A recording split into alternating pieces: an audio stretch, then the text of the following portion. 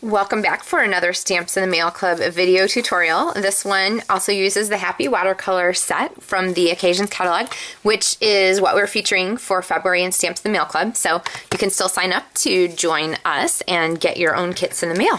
Alright, so for this card I have a background piece of Daffodil Delight cardstock. And I think it's just bright and sunny. I love the gray and the yellow combination. This piece of cardstock is done for you with one of the embossing folders, not the chevron, but the polka dot folder, which is one of the elements that you can choose for free as a celebration gift right now. From now until the end of March, when you order $50, you get to pick a free celebration item from the Celebration mini catalog. So if you need a copy of that, a real like hands-on one, drop me an email and I'd be happy to send you one.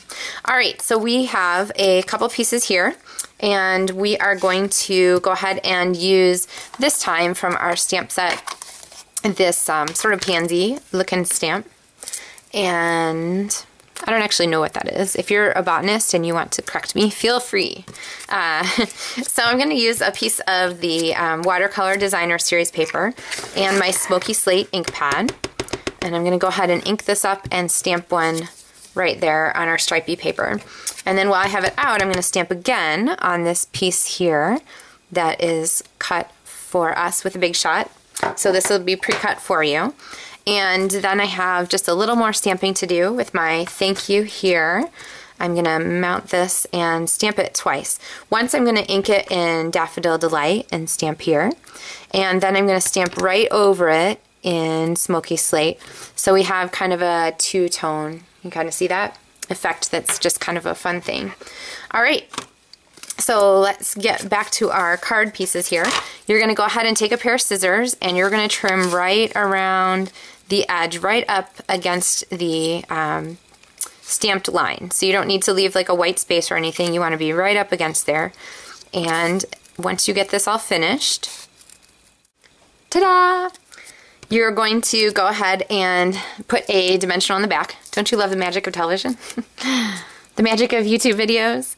Alright, and with a Stampin' Dimensional, I'm going to go ahead and stick that down. And you know what? Actually, I did this on my sample and I liked it even better. I made it 2 dimensional so that it's extra thick. And that way there's an even bigger space in there. And you get, see how it's an even bigger pop? You can easily layer the Stampin' Dimensionals to get a different effect anytime you like. Alright, I'm going to use my gold designer washi tape, which is included in the Stamps in the Mail Club kit also. And I'm going to put about that much of this right here on our card. And I think I'm going to use a polka dot piece too. We'll put another long strip of this and stick that baby down. Alright, so we have some washi tape on our card. One of the things I love about washi tape is that it's fairly transparent, so your design or your element or whatever kind of shows through underneath. It's nice that it's not opaque. Alright, so our element's going to fit here, but before we do that, I want to go ahead and add a piece of the chevron ribbon. And you can go ahead and we'll put some adhesive here just to hold our ribbon in place.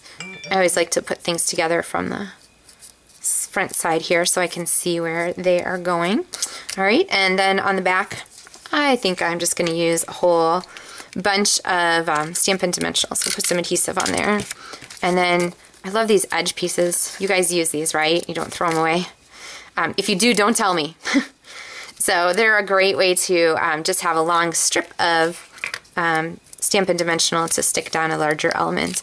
There's all kinds of fun extra things you can do with those. So, alright, so we're going to go ahead and stick that down on our card. Alright, so we're moving forward here.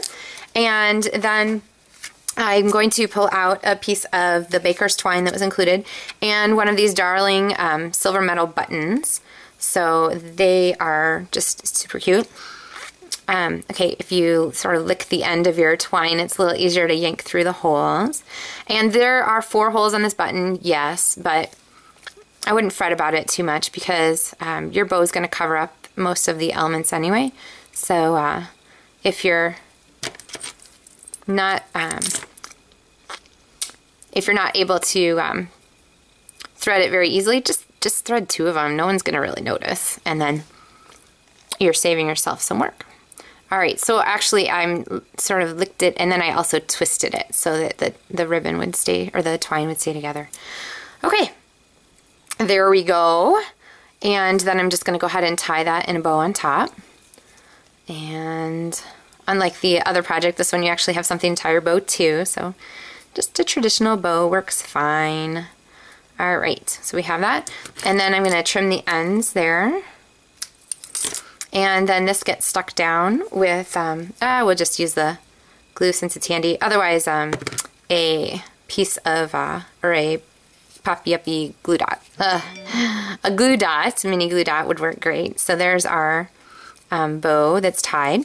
And then there has to be some sort of bling on the flower. I think it looks under blinged right now. So what I'm going to do is go ahead and grab some of the sequins. If you have a long string in front of it, they're tricky to get off. So just go ahead and clip that and then pull off your next set. And I love green lid glue, so I'm attaching these with it. And I'm just going to go ahead and stick them down right there. Okay, except when they get stuck under your fingernail. Ah! Okay, that one was jumping across the table. Alright, so there we have our finished card. So this is a really fun highlight card for the Watercolor Wonder, or Happy Watercolor stamp set, and a really fun project from our Stamps the Mail kit in February. So drop me a note if you're interested in signing up, and if you already have your kit, woohoo, have fun making your card.